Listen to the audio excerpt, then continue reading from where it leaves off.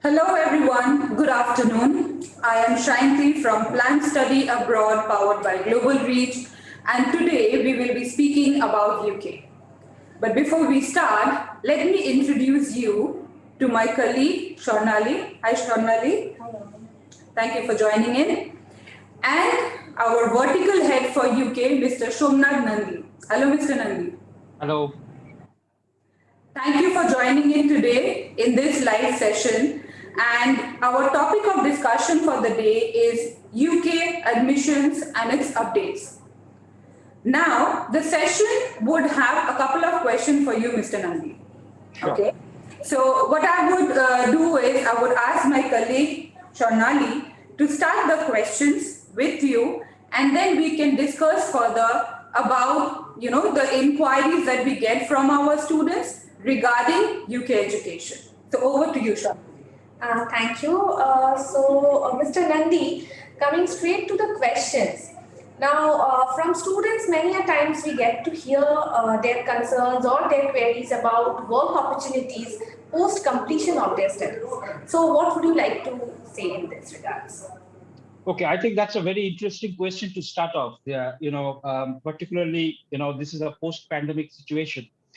And if you really look at the statistics, the UK average population age, it is fairly above 50 plus. So it's an aging population.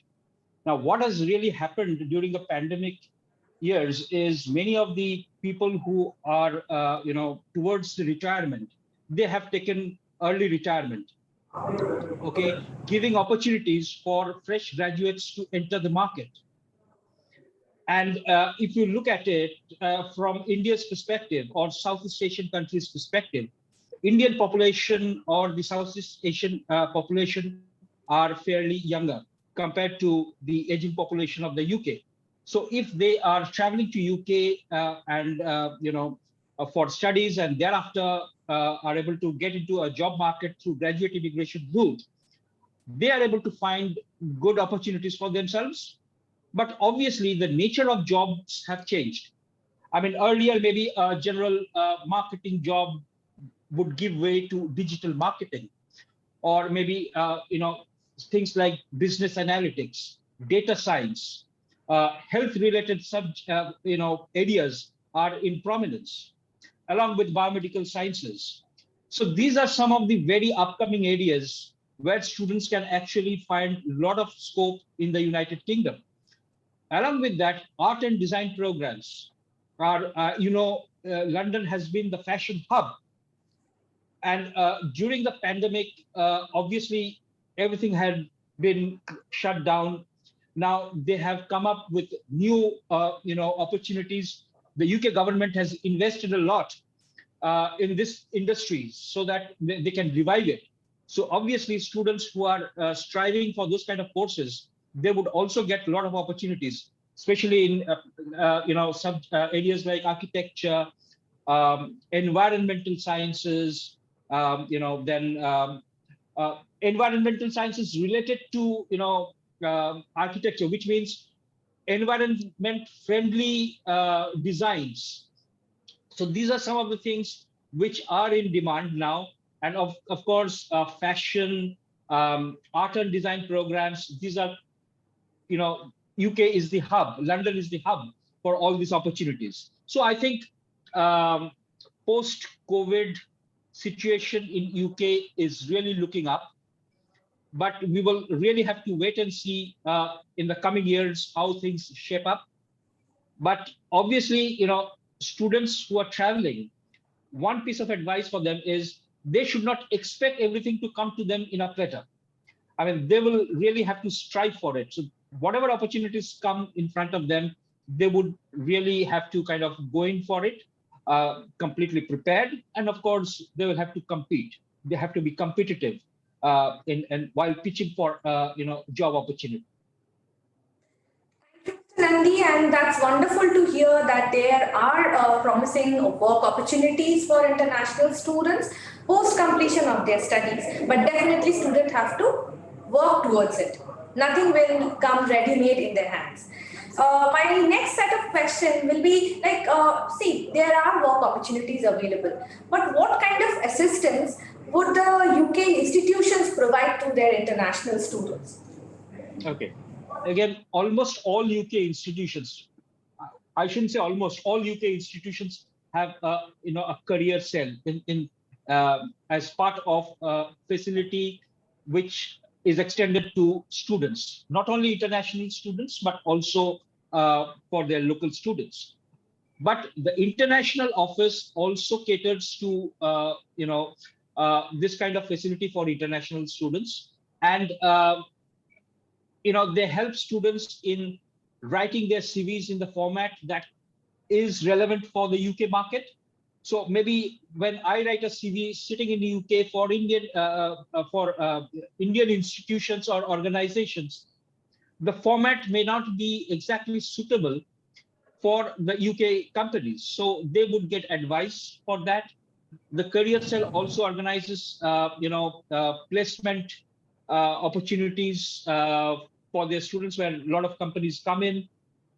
They organize, industry people to come in and give lectures. Key thing is the student should be able to network with the industry people during such opportunities. And that's the key to get into the job market. That's again very interesting to know. Now, my question, the third question will be something different. Like we all know that UK Masters is traditionally of 1 year. So, what would be your take on this? Like, how is it different, or how would this be similarly treated or similar to a master's degree of 2 years offered by most of the countries? Okay. See, the difference in number of years is basically due to the credit system that each of these countries follow. Now, UK follow a credit system which is basically like this. If a student has to get an undergraduate degree completed, they should be completing 360 credits, which is of 3 years duration. Okay. And to get a master's degree, they have to get 180 credits, which is basically 120 credits for teaching and 60 credits usually for internship. That's how the bifurcation happens. Now, obviously, what happens is when they calculate these credits, the credits are calculated based on a lot of important inputs. That is, how many hours the student is getting to hear a lecture, what is the learning outcome, and what is the teaching input. So based on this, the credits are calculated. Now, when you think that UK is a 1-year master's, it does not necessarily mean that they are giving you lesser content. It means that it is giving you more intense content in a shorter duration of time. Okay, so in that way, I mean, obviously, you are not losing out on the content bit. Now, coming to the recognition part, obviously, in India, we have seen that there has been a continuous discussion going on between the two governments, whether, a 1-year master's of a UK is recognized or not. To be honest, it is more to do with the, the skill that the students get out of these programs. And if they're applying for any, private organizations, there are no issues. They just look for the, skills, the qualifications that a student has or acquires. But when it comes to a government job, obviously, it is basically a diplomatic kind of situation that we are facing at this point of time.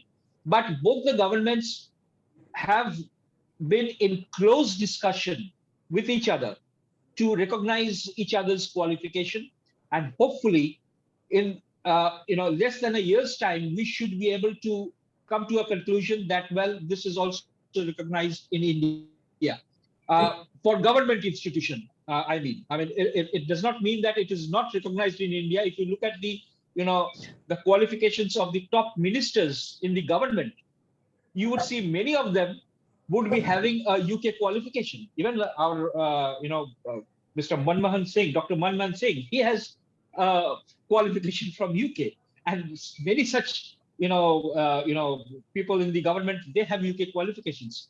And who can deny a degree from a Cambridge or an Oxford because it's a 1 year duration?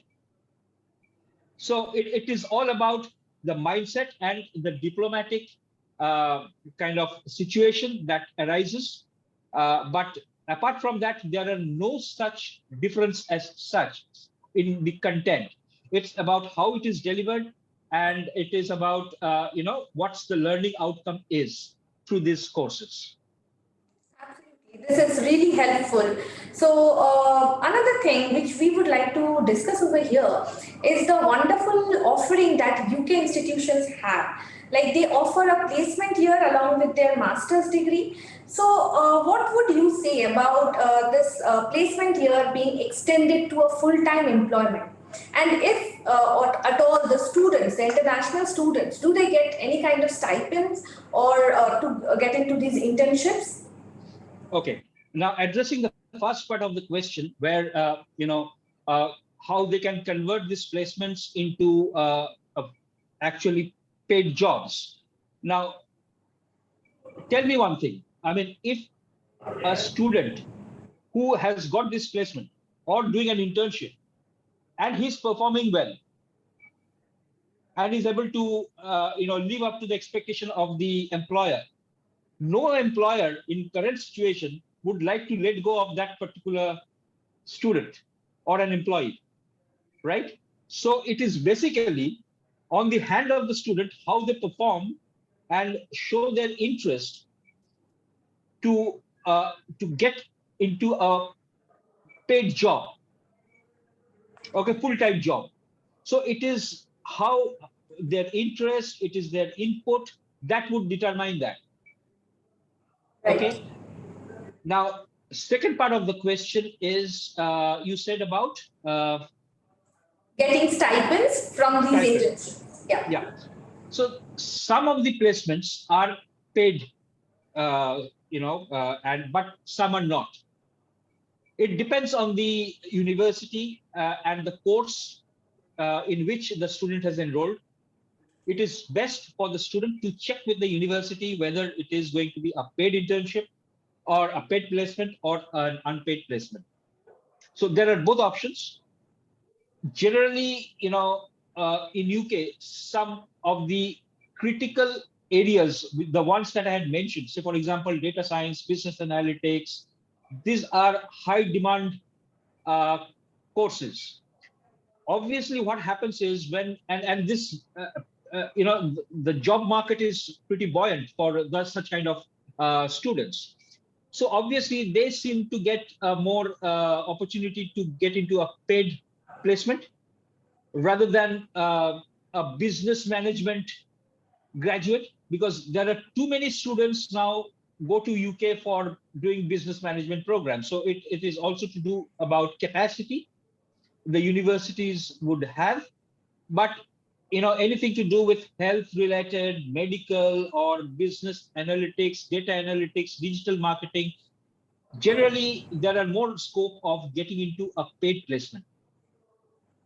Right. Thank you, Mr. Nandi. And I'll request my colleague Shainti as well to come up with her set of questions, if she has any, so that those will be helpful for our students. Absolutely. Thank you, Shanali. So, Mr. Nandi, my first question to you. Basically, students who are wanting to study in UK, they have understanding that studying in UK would be very expensive. Now, we all know that there are a lot of scholarship and bursary options which are there for our students. So, would you like to add some, prominent scholarship that the students can look for if they're aspiring to study in UK? Over to you, Mr. Certainly, yes. There are a lot of such scholarships which are available now.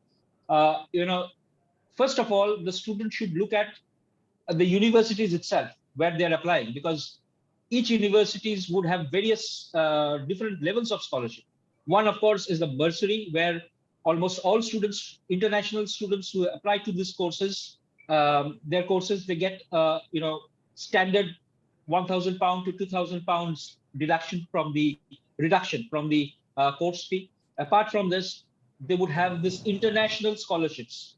Those are generally merit-based scholarships. Students who have got good ranks or good scores, and they're applying to the university, they get scholarships which could be anything to the range between £5,000 to £6,000. Apart from this, there are vice chancellor scholarships which are very prestigious, and that is given to to the most meritorious students who applies to that particular university. So this is the university-specific scholarships. Apart from this, you would also have the GREAT Scholarship, which is basically a scholarship which is co-sponsored by British Council and a certain group of institutions in the UK, and this could range anything between 5,000 to a full scholarship, depending on the arrangement British Council has with that particular institution. Now, for that, the student should visit the British Council website, and they would get all information related to the GREAT scholarships. There are a specific STEM scholarship for women to encourage women to get into STEM subjects. If any women who is interested in science, engineering, mathematics, this kind of subjects, there are specific scholarships for students, for women to study in the United Kingdom. So that's a fantastic opportunity for women candidates. Apart from this, of course, we also have the Chevening Scholarship, which is a fully funded scholarship. But the only thing that you have to keep in mind for Chevening Scholarship, it is, you need to have a certain level of experience, minimum 5 years of work experience to be able to be eligible to apply for those scholarships. And the other important fact about the Chevening Scholarship is one of the precondition for a Chevening scholar is that after once he applies for a Chevening Scholarship and is a recipient of that, after completion of the course, the student will have to come back to India or to their home country. So graduate immigration route may not be applicable to them. Now, this is slightly a gray area at this point of time because there is no such clarity given.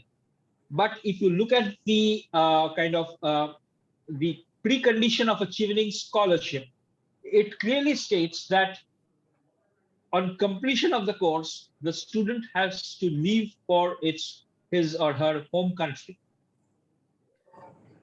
So these are some of the opportunities, scholarship opportunities that the student can definitely look at while planning to study in the United Kingdom.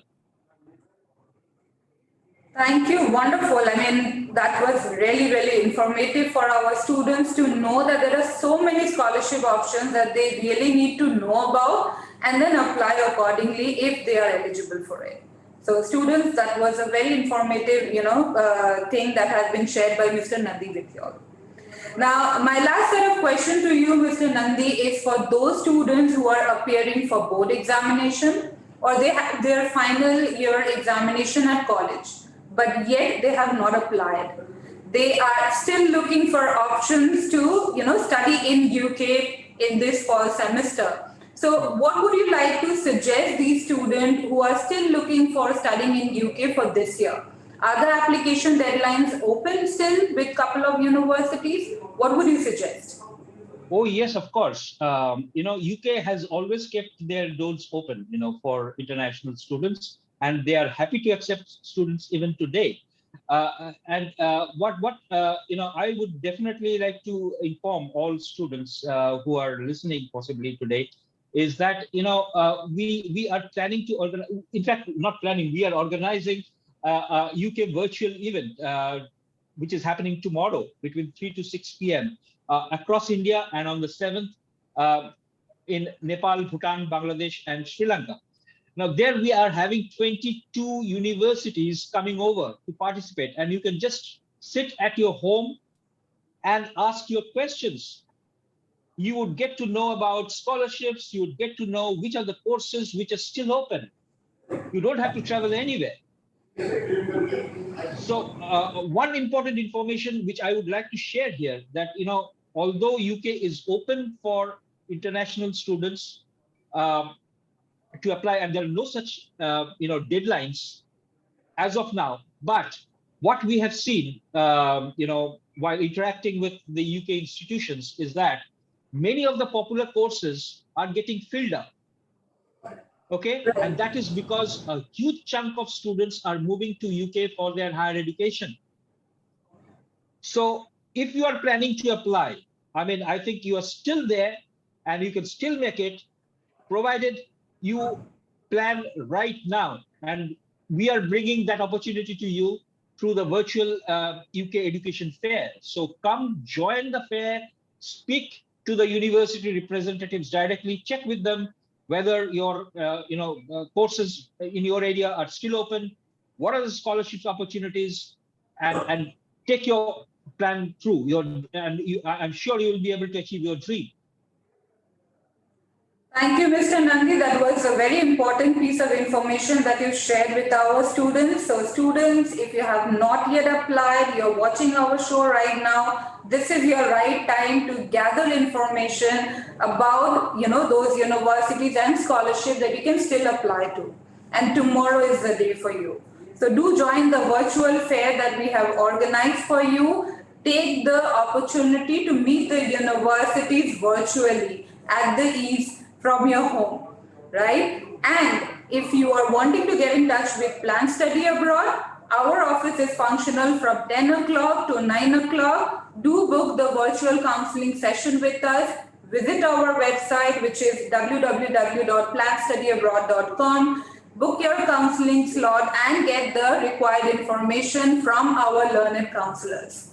Thank you, Shomnada, for your time. Thank you, Shonali, for your time. I think this has been quite an informative session for our students. And if you have any questions, students, do not forget to drop your comments in either our messenger or our comment box. We are there to help you whenever you require them. So thank you all. A very good afternoon once again, and have a good day. Thank you. Thank you. Thank you very much. Thank you, Mr. Thank you.